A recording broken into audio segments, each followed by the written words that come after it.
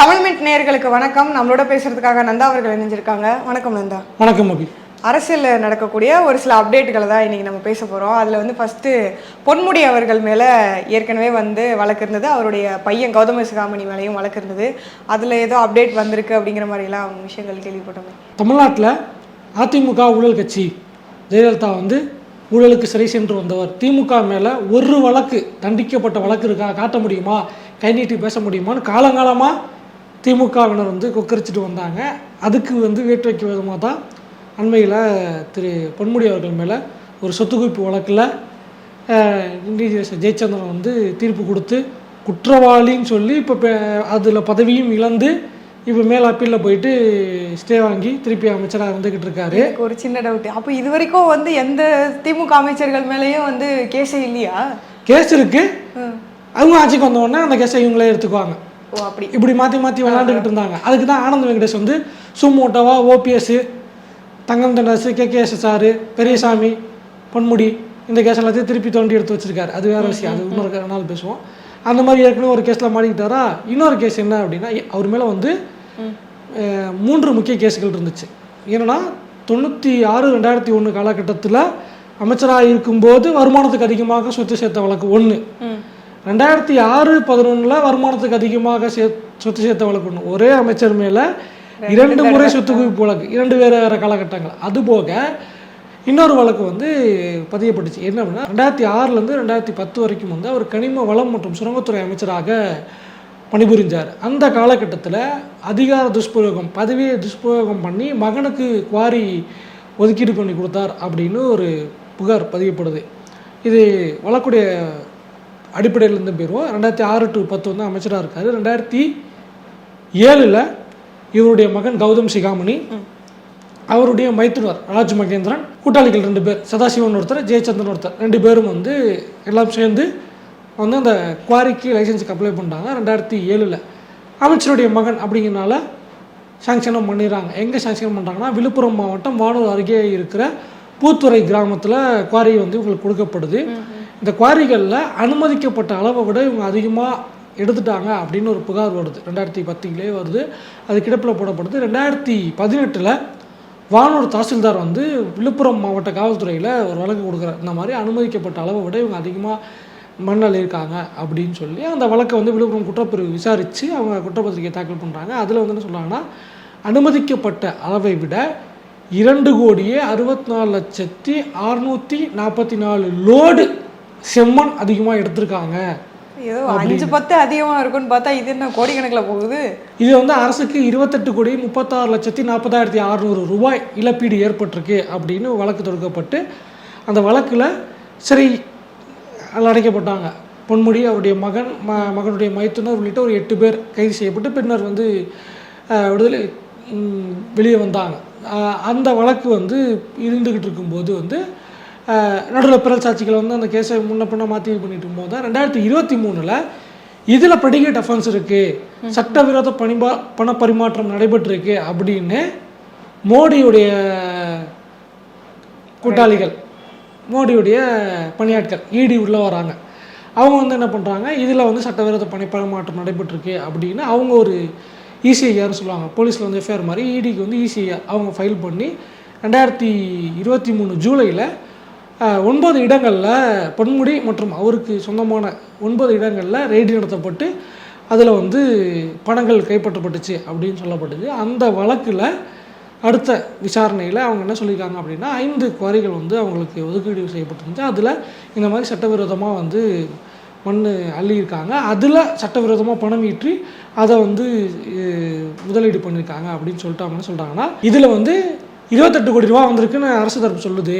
அதில் 25,70,00,000 ரூபாய் வெளிநாட்டில் முதலீடு பண்ணியிருக்காங்க அப்படின்னு எங்களுக்கு தெரிய வந்திருக்கு அப்படின்னு சொல்லியிருக்காங்க. இந்த வழக்குடைய அடுத்த கட்டமாக கௌதம் சிகாமணியுடைய மனைவி பேரில் ஒரு நிறுவனம் இருக்குது. அந்த நிறுவனத்துடைய அந்த வங்கி கணக்கில் இருக்க ரூபாய் 8,74,00,000 ரூபாயை ஃப்ரீஸ் பண்ணியிருக்காங்க. அதே போல் அவருடைய சகோதரர் கௌதம் சிகாமணி மனைவியின் சகோதரர் கௌதம் சிகாமணிக்கு மைத்துனர் ராஜ் மகேந்திரன், அவருடைய நிறுவனத்திற்கு சொந்தமான அசையா சொத்துக்கள் ஒரு 4 கோடியே, அவருடைய நிறுவனத்துக்கு சொந்தமான அசையா சொத்துக்கள் 5,47,00,000 ரூபாய் மதிப்பிலான சொத்துக்களையும் வந்து அட்டாச் பண்ணியிருக்காங்க. மொத்தமாக 14 கோடி 21 லட்சம் ரூபாய்க்கான சொத்துக்கள் வந்து முடக்கப்பட்டிருக்குது. இப்போ அடுத்த கட்ட விசாரணையில் இன்னும் யார் மேலெல்லாம் போகும், என்னென்ன சொத்துக்கள் முடக்கப்படும் அப்படிங்கிறத பொறுத்து தான் பார்க்கணும். ஒரு தடவை கனிம வளம் சுரங்கத்துறைக்கு அமைச்சராக இருந்ததுக்கே வந்து இப்படி கோடி கோடியாக வந்து அரசு இழப்பீடு வந்ததுன்னா என்ன எங்கே போகிறது? அதிமுக ஆட்சியில் 5 வருஷம் தான் இது. 1967 ஆட்சிக்கு வந்தாங்க. 67லேருந்து இவங்க பாதி அவங்க பாதி. இப்படியே போனால் நம்ம இப்போ கடைசியில் மக்கள் போக வேண்டியதான். ரைட்டு, இது ஒரு வழக்கு முடிஞ்சது. அடுத்த வழக்கு அந்த ஜாஃபர் சாதிக் வழக்குன்னு கொஞ்சம் பேசிக்கிட்டு இருந்தாங்க, அப்புறம் விட்டுட்டோம். திரும்ப அதுக்கப்புறம் நம்ம ஒரு அப்டேட் திரும்ப பேசினோம். இது மாதிரி வந்து அவருக்கும் அதுக்கும் எந்த சம்மந்தமும் இல்லை அப்படிங்கிற மாதிரியான விஷயங்கள்லாம் பேசப்படுது அப்படின்னு சொல்லிட்டு திரும்ப அதில் இன்னொரு அப்டேட் வந்துருக்குதாமே. ஜாஃபர் சாதிக் அவர் மேலே வந்து என்ன புகார் அப்படின்னா, ஏற்கனவே பல புகார் இருந்துச்சு. போலி பாஸ்போர்ட்டு மெத்தப்பட்டின்னு கடத்தினார். மும்பை நீதிமன்றத்தில் வந்து கிங் பின் அப்படின்னு சொல்லி பாஸ்போர்ட்டை முடக்கிலாம் வச்சுருந்தாங்க. போலி பாஸ்போர்ட்டில் வெளிநாடு போயிட்டு வந்தாலும் ஏகப்பட்ட குற்றச்சாட்டுகள். திரைத்துறையில் இன்வெஸ்ட்மெண்ட்டு, ரியல் எஸ்டேட்டு, சொல்லாத புகாரே இல்லை. எல்லா பக்கமும் வந்து கைவரிசை காமிச்சு வச்சுருந்தார். அவரை வந்து கைது பண்ணாங்க. எப்போனா மார்ச் மாதம் கைது பண்ணாங்க. மார்ச் 1 கைது பண்ணாங்க. போதைப்பொருளை வந்து ஆஸ்திரேலியா கடத்தினார் அப்படின்னு. பிப்ரவரி மாதம் டெல்லியில் ஒரு கோடனை ரெய்டு நடத்தி அங்கே 3 பேரை கைது பண்ணுறாங்க. அவங்க கொடுத்த வாக்குமூலத்தின் அடிப்படையில் இந்த கைது அப்படின்னு சொல்லப்பட்டுச்சு. தலைமறைவாக இருந்தார், கைது பண்ணாங்க. இப்போ வந்து இவரை இடி விசாரணை எடுத்துக்கிட்டு இருக்கு. திகார் சிறையில் என்சிபி வச்சுருந்தாங்க. இடி அவங்க கஸ்டடிக்கு எடுத்துகிட்டு இப்போ புழல் சிறையில் வச்சுருக்காங்க. நடுவில் ஒரு 7 நாள் விசாரணை நடத்துனாங்க. இந்த விசாரணைக்கு அடுத்த கட்டமாக ஜாஃபர் சாதிக்குடைய அந்த குற்றத்தில் யாருக்கெல்லாம் தொடர்பு இருக்கும் அப்படின்னு பார்த்தாங்க. என்னென்னா சட்டவிரோத பண பரிமாற்றம் அந்த கணக்கில் வந்து யாருக்கெல்லாம் தொடர்பு இருக்கும் அப்படின்னு சொல்லி விசாரணை பண்ணிகிட்டு இருக்கும்போது முதற்கட்டமாக அவருடைய மனைவி அமீனா பானு மற்றும் அவருடைய சகோதரி, மூத்த சகோதரர், இவருக்கு அடுத்தபடியாக அவங்க குடும்பத்தில் 2வது நபர் ஜாஃபர் சாதிக் முதல்ல, 2வது வந்து முகமது சலீம். அவர் தான் விசிக்கல இருந்து நீக்கப்பட்டார். அடுத்தபடியாக இன்னொருத்தர் இருக்கார், அவர் தான் படத்தில் நடிச்சுக்கிட்டு இருக்கார். ஸோ அந்த முகமது சலீம் அவங்க 2 பேரும் வந்து குற்றத்தில் உடந்தை அபெட்டர் அப்படின்னு சொல்லி ஆட் பண்ணிட்டாங்க. ஸோ அவங்க வந்து டிரான்சாக்ஷன்ஸ் பண்ணதுக்கான டீட்டெயில்ஸ் இருக்குது அப்படின்னு சொல்லியிருந்தாங்க. இப்போ வந்து போன வாட்டி சொன்னதில் யாருடைய பேர்கள் இருக்குது அப்படின்னு தெரியல அப்படின்னு சொன்னால், இன்றைக்கி வந்து ஊடகங்களில் அச்சு ஊடகங்களில் வந்து தகவல் என்ன சொல்லியிருக்காங்க அப்படின்னா, இயக்குனர் அமீருக்கு 3.93 கோடி பணப்பரிமாற்றம் நடந்திருக்கு அப்படின்னு எங்களுக்கு தெரிய வந்திருக்குன்னு இடி சொன்னதாக அந்த ஊடகத்தில் பதிவு பண்ணியிருக்காங்க.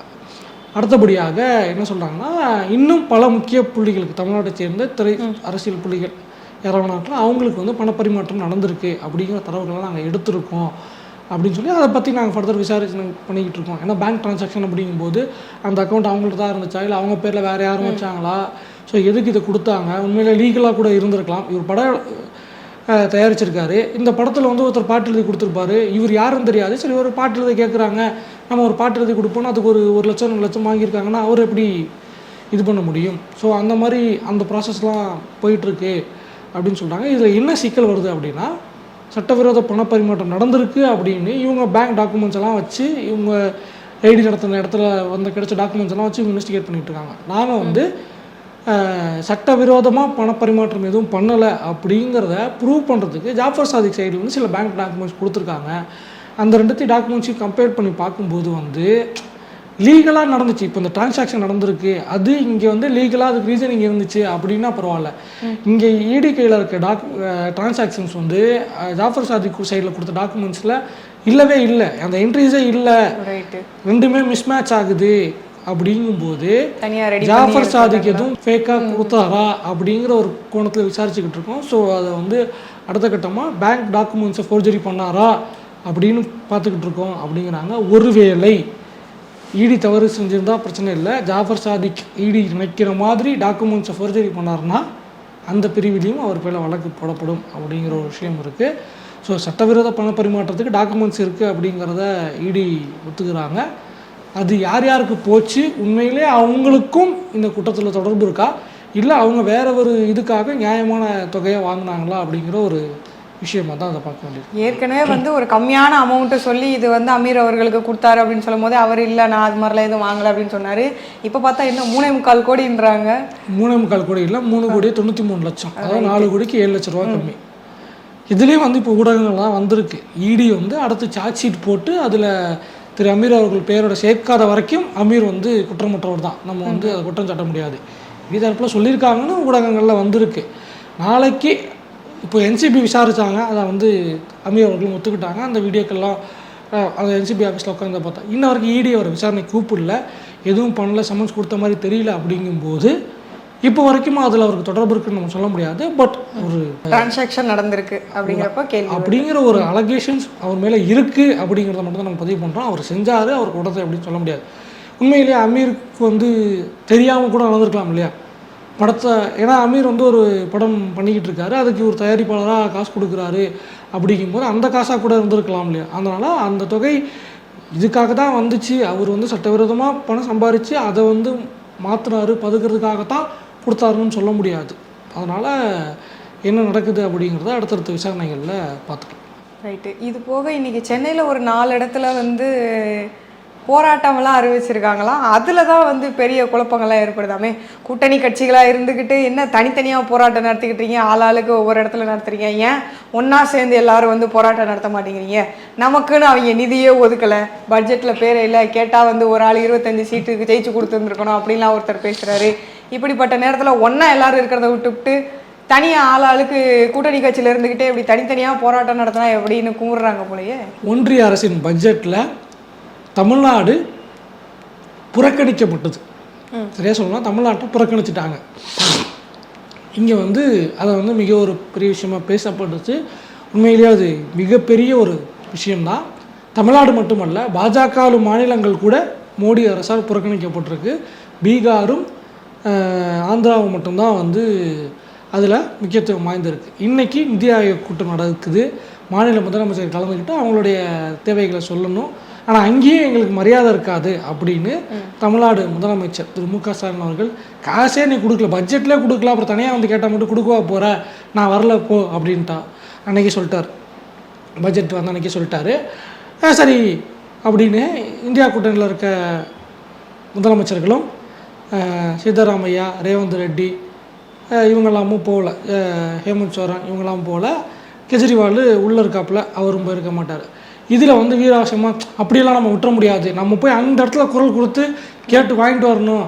நிதி ஆயோக்கு வந்து யாருக்கும் புண்ணியம் இல்லை, பிளானிங் கமிஷன் தான் சரியானது, நான் கேட்டு வாங்கிட்டு வரேன் பார் அப்படின்னு கல்கட்டாவிலேருந்து ஒருத்தம்மா அம்மா கிளம்பி வந்தாங்க. நான் வந்து என்ன பண்ணுறேன் பார், நான் வந்து அப்படின்னு பில்டப்போட வந்தாங்க. உள்ளே போனோடனே அந்த மாதிரி இருந்துச்சு, பேச வைக்கும் போது டைம் முடிஞ்சு போச்சு உட்காரு அப்படின்ட்டாங்களாம். அந்த மாதிரி இருந்துச்சு வெளியே வந்துச்சு. ஒரு முதலமைச்சருக்கு மற்ற முதலமைச்சர்களுக்கெல்லாம் பேச அனுமதி இல்லை, பாஜகவும் பாஜகவை சேர்ந்த முதலமைச்சர்களுக்கு தான் அதிக டைம் கொடுக்குறாங்க அப்படின்னு அவங்க குற்றச்சாட்டு வைக்கிறாங்க. அதை விட கொடுமை என்னென்னா, பாஜகவுடைய கூட்டணி கட்சியான பாண்டிச்சேரியுடைய ரங்கசாமி அவரும் புறக்கணிச்சிருக்கார். நிதிஷ்குமார் போகல, அவரும் வந்து எனக்கு வந்து சட்டசபை கூட்டத்தோட இருக்குன்னு போய் இது பண்ணிட்டாரு.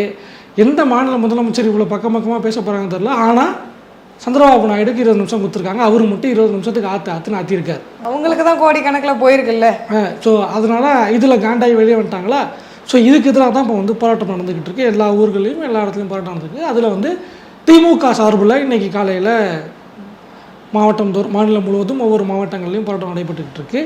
இன்றைக்கி மாலையில் 4 மணிக்கு காங்கிரஸ் கட்சி சார்பில் போராட்டம் நடக்குது. இது தான் வந்து ஏன் கூட்டணி கட்சிகள் தனியாக போராட்டம் பண்ணுறாங்க அப்படின்னு கேட்குறாங்க. இன்னொன்று வந்து 1ஆம் தேதி ஆகஸ்ட் 1ஆம் தேதிக்கு மத்திய அரசு அலுவலர்களுக்கு எதிராக ஒவ்வொரு மாவட்டத்திலும் மத்திய அரசு அலுவலர்களுக்கு எதிராக 2 இடதுசாரி கட்சிகளும் போராட்டம் நடத்துகிறாங்க. இன்னும் விசிக்கு அவங்க போராட்டம் நடத்துகிறாங்களா என்னன்னு தெரியல. இது போக வந்து தீப்பெட்டி சின்னத்தில் ஒருத்தர் ஜெயிச்சார். அந்த கட்சி தமிழ்நாட்டில் அதுக்கப்புறம் இருக்குதா இல்லையான்னு தெரியல. ஏன்னா மின்கட்டண உயருக்கு எல்லா கட்சியும் போராட்டம் பண்ணிட்டாங்க, கள்ளக்குறிச்சிக்கு எல்லாருக்கே கொடுத்துட்டாங்க. இவங்க மட்டும் வாய்வே திறக்க மாட்டுறாங்க. சரி, அவங்க இருக்காங்களா இல்லைன்னு தெரியல. ஒருவேளை இந்த சின்னமும் இல்லை அந்த சின்னமும் இல்லை, தனி சின்னதுனால நம்ம தனியாக நம்ம பாட்டுக்கு போவோம் அப்படின்னு விட்டாங்கன்னு தெரியல.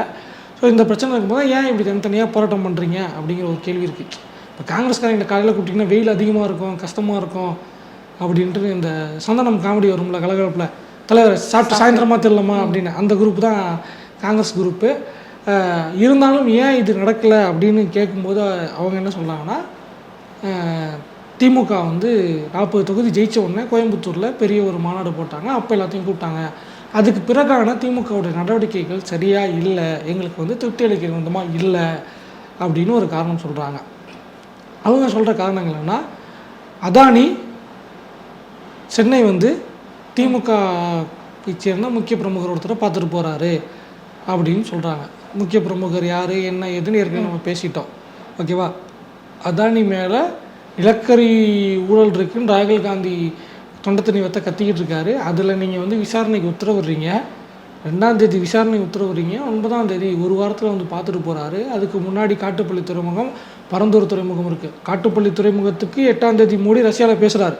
9ஆம் தேதி பரந்தூர் துறைமுகத்துக்கு காலையில் ஒன்றிய அரசு அனுமதி கொடுக்குது, கிளியரன்ஸ் கொடுக்குது. காலையில் கிளியரன்ஸ் கொடுக்குது, சாயந்தரம் வந்து உட்காந்துருக்காரு உங்கள் வீட்டு வாசல்லனா அப்போது எப்படி அப்படிங்கிற ஒரு விஷயம் இருக்குது. அதுபோக அம்பானி வீட்டு கல்யாணத்துக்கு பட்டத்து இளவரசர் போனார் அப்படின்னு ஒரு தகவல் இருக்குது. எங்கேயும் புகைப்படம் வரலாம், ஆனால் அவர் போனார் அப்படிங்கிற தகவல் மட்டும் இருக்குது. உறுதிப்படுத்தப்படாத தகவல் தான், ஏன்னா புகைப்படம் வரல அப்படிங்கும்போது அதை வந்து நம்ம இது பண்ண முடியாது. ஸோ இந்த மாதிரியான விஷயங்கள் இருக்குது. இதில் வந்து நாங்கள் எப்படி நம்புறது? அம்பானி அதானே எதிர்த்து நாங்கள் அரசியல் பண்ணிகிட்டு இருக்கோம், நீங்கள் அவங்க கூட கை கோக்குறீங்களா அப்படிங்கிற ஒரு கேள்வி இருக்குது. இதை விட முக்கியமாக மின் கட்டண உயர்வுக்கு எல்லா கட்சிகளும் போராட்டம் நடந்துச்சு. சிபிஎம் கூட போராட்டம் நடந்துச்சு. ஆனால் பாஜக திமுகவை கண்டித்து போராட்டம் நடத்தலை. அப்படிங்கும்போது பொருளாதார கொள்கைகளில் பாஜகவுக்கு இணக்கமாக திமுக போகுதா அப்படிங்கிற ஒரு சந்தேகம் காங்கிரஸ்க்கு வந்துருக்கு. இது காங்கிரஸ் பக்கம் இருக்குது அப்படின்னா சரி திமுக கூப்பிட்டுருக்கலாமே அப்படிங்கிற ஒரு கேள்வி வரும். ஏன் நீங்கள் கூப்பிட்டுருக்கலாம்ல, காங்கிரஸ் தான் யோசிக்குது, நீங்கள் கூப்பிட்டுருக்கலாமே அப்படின்னா நம்ம சிவகங்கை எம்பி அவர் வந்து எப்படி அப்படின்னா எலெக்ஷனுக்கு முன்னாடி வரைக்கும் கூட்டணி கட்சிகளை புகழ்ந்து ஊன்வார். ஜெயிச்சு முடிச்ச உடனே வந்து கூட்டணிலாம் தேவையில்ல அப்படின்னு பேசுவார். அதுக்கு தான் ஈவி.கே. இளங்கோவன் வந்து 2-3 சேனலில் பேட்டி கொடுத்து செஞ்சார். ஈவி.கே. இளங்கோவனுக்கு இவர் 12 நிமிஷத்துக்கு ஒரு பதில் வேறு போட்டிருக்காரு. அந்த பஞ்சாயத்து நம்ம வந்து 26 ஆட்சியை பிடிக்கணும் அப்படி இப்படின்னு பேசினால அது வந்து திமுகவை ட்ரிகர் பண்ணி பார்த்துருக்கு. அப்படிங்கிறனால அவங்களும் கூப்பிடலை அப்படின்னு சொல்கிறாங்க. ஸோ இந்த காரணத்தினால தான் வந்து அவங்க வந்து தனித்தனியாக போராட்டம் நடத்துகிறாங்க அப்படின்னு. அப்போ உள்ள ஏதோ போகுது 2 கட்சிகளுக்கும் நடுவில் கூட்டணிக்குள்ளேயே மொத்தமாக குழப்பம் தான் இருந்துக்கிட்டு இருக்கு. இன்னொரு பக்கம் விசிகாவை கழட்டி விடுறதுக்கான ஸ்கெட்சு போயின்னு இருக்குது. அதை வந்து திமுக சார்ந்த ஊடகங்களே சில வந்து எழுதிக்கிட்டு இருக்காங்க வலைதளங்களில். அப்போ இதை தொடர்ந்து தான் இப்போ வந்து இந்த 26ல் தனியாக திமுக வந்து போட்டியிடும் அப்பெல்லாம் பேசிக்கிறாங்களா? வேலைகள் நடந்துக்கிட்டு இருக்குல்ல. ரைட்டு. ஆனால் ஒரு விஷயம், அதிமுக கூட அவங்களோட வரலாற்றில் தனிச்சு 234 தொகுதியிலையும் இரட்டலை சின்னத்தில் போட்டிட்டாங்க உதிரி கட்சிகளை வச்சுக்கிட்டு. ஆனால் திமுகவுடைய அரசியல் வரலாற்றில் 1957 அவங்க முதல் தேர்தலை சந்திக்கிறாங்க. 67 3வது தேர்தல் ஆட்சி அமைச்சிடுறாங்க. அதுலேருந்து 2024 தேர்தல் வரைக்கும் கூட்டணி இல்லாமல் திமுக தேர்தலை சந்தித்ததே கிடையாது. ஒரு கட்சியாவது இருக்கும் அல்லது ஜாதி கட்சிகளை கூட்டாவது வந்து கூட்டணி வைப்பாங்களே வந்து கூட்டணி வைக்காமல் அவங்க தேர்தல் சந்திச்சதே கிடையாது அப்படிங்கிறது திமுகவுடைய வரலாறு. சரி ரைட்டு. அப்புறம் கொஞ்ச நாள் கழித்து பார்ப்போம், இன்னும் கொஞ்ச நாளில் தெரிஞ்சிடல கூட்டணியோடு இருப்பாங்களா இல்லை ஆளுக்கு பிச்சுக்கிட்டு போகிறாங்களா அப்படிங்கிறத. இதெல்லாத்தையும் விட்டுவிட்டு இந்த தமிழ்நாட்டில் இருக்கிற நிறைய டிபார்ட்மெண்ட்டில் ஏதோ காலி பணியிடங்களுக்கு ஆட்கள் எடுக்கிறாங்க போல், அதில் ஏதாவது நிறைய சிக்கல்கள் இருக்கா என்ன? ஆமாம், அதாவது வந்து ஒன்றிய அரசு அவங்க எப்பொழுதுமே இந்திய மேலாதிக்கத்தோடு தான் இருந்துக்கிட்டு இருப்பாங்க. இந்திய திணிக்கிறதுல பிரச்சனை இருந்துக்கிட்டு இருக்கும். அது நேரு காலத்தோட்டே இருந்துக்கிட்டு இருக்கு. அதுக்காக தான் நம்ம இந்திய போராட்டம்லாம் பண்ணோம், 2 வாட்டி பண்ணோம். அதுக்கப்புறம் அப்பப்போ பண்ணிக்கிட்டு இருந்தோம். இப்போ பெரிய அளவில் பண்ணல, ஹிந்தி தெரியாது போடான்னு சொல்கிறது எல்லாம் பண்ணி பிரச்சனை பண்ணிக்கிட்டு இருப்போம். பாஜக அரசு வந்தோடனே இந்திய சைடில் வச்சுக்கிட்டு சமஸ்கிருதத்தை தூக்கி பிடிப்பாங்க. செத்து போன ஒரு மொழி அப்படின்னு சொல்லப்படுறது. யாரும் பேச்சு வழக்கிலையும் கிடையாது, அதுக்கு எழுத்து வடிவமும் கிடையாது. அதுக்கு வந்து பல 1000 கோடி கொடுப்பாங்க. தமிழ் மொழிக்கு சில 100 கோடிகள் கொடுக்கறது கூட அவங்களுக்கு வலிக்கும். இதை பார்ப்பனிய மயமான பாஜக அரசு தான் இதை செய்யுது. அப்படின்னா தமிழ்நாட்டு அரசுலையும் இந்த மாதிரியான ஒரு விஷயம் நடக்குது அப்படிங்கிற விஷயங்கள் தான் வந்து வருத்தத்தை தரக்கூடியதாக இருக்குது. தமிழ்நாடு அரசில் நேர்முகத் தேர்வு இல்லாத சில பணியிடங்கள், அதுக்கு வந்து நேர்முகத் தேர்வு இல்லை, எழுத்துத் தேர்வு மூலமாகவே தேர்வு செய்யலாம் அப்படின்னு சில பணியிடங்கள் இருக்குது. அந்த பணியிடங்களுக்கு தேர்வு அதுக்கு வந்து அதுக்கான ஒரு கால்ஃபார் வந்திருக்கு. அக்டோபர் மாதம் எக்ஸாம் நடக்க போகுது. அடுத்த மாதம் கடைசியில் 24ஆம் தேதி லாஸ்ட் டேட் நினைக்கிறேன், அப்ளிகேஷன் லாஸ்ட் டேட்டு. ஸோ அந்த ப்ராசஸ் போயிட்டுருக்குன்னு போடும்போது அதில் வந்து 2 பணியிடங்கள் சொல்கிறாங்க. ஒன்று வந்து தொல்லியல் துறையில் உதவி காட்சியர் அப்படின்னு ஒரு பணி இருக்குது. அதே மாதிரி புதுக்கோட்டை அரசு அருங்காட்சியகத்துலேயும் அதே உதவி காட்சியர் பணி இருக்குது. இப்போ மற்ற இதிலலாம் வந்து என்ன சொல்கிறாங்க அப்படின்னா அந்தந்த துறை சார்ந்து படிச்சிருந்தா போதும், நீங்கள் வந்து ஜூவில் சார்ந்து இருக்குல்ல, வனவியல் பூங்கா சார்ந்து அதில் பண்ணிங்கன்னா நீங்கள் பயாலஜி படிச்சிருக்கணும், பாட்னி படிச்சுக்கணும், ஜுவாலஜி படிச்சுக்கணும், அந்த மாதிரி சொல்கிறாங்க. ஸோ தொல்லியல் துறைக்கு என்ன போட்டிருக்காங்கன்னா சமஸ்கிருதம் தெரிஞ்சிருக்கணும், சமஸ்கிருதத்தில் உயர் தகுதி பெற்றிருக்க வேண்டும் அப்படிங்கிற ஒரு வார்த்தையை சொல்கிறாங்க. இதுதான் ஏன்னு புரியல. சமஸ்கிருதத்துக்கும் தொல்லியல் துறைக்கும் என்ன சம்மந்தம்னு புரியலையே. அதில் வந்து எழுத்துக்கள் வேற இருக்கும். தமிழ் இப்போ இருக்கிற வடிவத்தை விட முன்னாடி இருந்த எழுத்துக்கள்லாம் இருக்கும், வட்ட எழுத்துக்கள் இருக்கும், வேற சில வரி வடிவங்கள்லாம் இருக்கும். அதுக்கும் சமஸ்கிருதத்துக்கும் என்ன சம்மந்தம்? என்ன சம்மந்தம் அப்படின்னா, இங்கே தமிழருடைய வரலாறு இருக்குல்ல, அந்த வரலாறையே வந்து வெளியே இருந்து வந்த ஆட்களும் வெளியாட்களும் தான் எழுதி வச்சுக்கிட்டே இருந்தாங்க. ஓகேவா? அப்படி தான் இங்கே பிரச்சனையாச்சு. ராஜராஜ சோழன் வரலாறு எழுதும்போது ஆதித்த கரிகாலனை கொன்னது யார் அப்படின்னா, கொன்னவங்களுக்கு தண்டனை கொடுத்துட்டாங்கங்கிறதுக்கு வந்து செப்பேடுகள்லாம் இருக்குது. அந்த கோயில் கல்வெட்டுகளில் இவங்களை வந்து இந்த மாதிரி வந்து சிறைசேதம் பண்ணாங்க, சொத்துக்களை இது பண்ணாங்க அப்படின்ட்டுன்னு. அதை வந்து மதுராந்தகன் காலத்தில் பாதி நடந்துச்சு, மீதியும் வந்து ராஜராஜ சோழன் அருள்மொழிவர்மன் வந்து ராஜராஜ சோழனா அவர் அரியணையில் இருக்கும்போது அதெல்லாம் பண்ணிட்டாங்க. ஆனால் அதை எப்படி திருச்சி எழுதுனாங்க? அதுதானே எழுதுனாங்க. அதை வந்து வரலாற்று ஆவணங்களை பதிவு பண்ணும்போதும் நீலகண்ட சாஸ்திரி தப்பாக தான் எழுதினார். அதை புனைவு கதையாக எழுதும்போது கல்கியும் பார்ப்பனர்களை காப்பாற்றுறதுக்காக நந்தினின்னு ஒரு புனைவு கதாபாத்திரத்தை கொண்டு வந்து போட்டு ஆழ்வார்க்கடியான்னு போட்டு ஏகப்பட்ட கதையெல்லாம் போட்டு புனைவாக தானே எழுதுனாங்க. அப்படித்தான் அதையே தானே நம்ம சங்கி மணிஷார் எடுத்தார். படத்தில் என்ன காமிச்சிருப்பார்? ஆதித்த கரிகாலன் தற்கொலை பண்ணிக்கிட்ட மாதிரிலாம் காமிச்சிருப்பார். யாருக்கு ஒன்றான்னு தெரியாது, தற்கொலை பண்ணிக்கிட்டாங்கிற மாதிரி தான் கொண்டு போய் முடிச்சிருப்பாங்க. ஷர்ட் விட்டு கல்யாணத்துக்கு போட்ட ட்ரெஸ் எல்லாம் கூட்டு வந்து வாடகை எடுத்துகிட்டு வந்து வச்சு தான் குந்தவை தேவிக்கும் நந்தினிக்கும் போட்டிருப்பாங்க. என்ன பண்ணுறது? இப்படி தான் வரலாறுகள் திரிக்கப்படுது. இப்போ சமஸ்கிருதம் இருந்துச்சுன்னா அவங்க அவளுக்கு ஏற்ற மாதிரி 4 வரலாறை போட்டு அவா ஏதாவது உளறி வச்சுருப்பா, அந்த அவா உளறி வச்சதை இவா வந்து இவாளுக்கு ஏற்ற மாதிரி எழுதி வச்சுக்குவாங்கல்ல, அதுதான். மொத்தத்தில் திராவிட மாடல்னு சொல்லிக்கிட்டு என்ன கடைசியில் இவங்களும் இதே தூக்கி பிடிக்கிறாங்களே. சமஸ்கிருதம் அரசு செய்தி குறிப்பில் தமிழ் மாதம் தான் இருக்கணும். ஓகேவா? இப்போது அஃபிஷியல் டேட்டில் இங்கிலீஷ் டேட் இருக்கணும். ஓகேவா? இங்கிலீஷில் போட்டிங்கன்னா இங்கிலீஷ் டேட் இருக்கணும். தமிழில் போடும்போது என்ன தேதி போடுவீங்க? தமிழ் மாதம் போடணும். தை மாதம் போட்டு நீங்கள் என்ன பண்ணீங்க? திருவள்ளுவர் ஆண்டு அப்படின்னு நீங்கள் தான் பண்ணீங்க. தைப்பொங்கல் தான் வந்து தமிழ் புத்தாண்டு அப்படின்னு உங்கள் அப்பா தான் மாற்றினார். நீங்கள் வந்து சமஸ்கிருத வருஷத்தை குரோதி ஆண்டு போட்டு தானே அரசு இதழ்கள் அரசாணைகள்லாம் வந்துக்கிட்டு இருக்கு. அப்புறம் அரசு கவர்மெண்ட் கெசட் நோட்டிஃபிகேஷனாக இப்படி வரும்போது இதை மட்டும் எப்படி விட்டு கொடுப்பாங்க? ஆக மொத்தத்தில் திராவிட மாடல் மொத்தமாக மாறிடும் போலையே.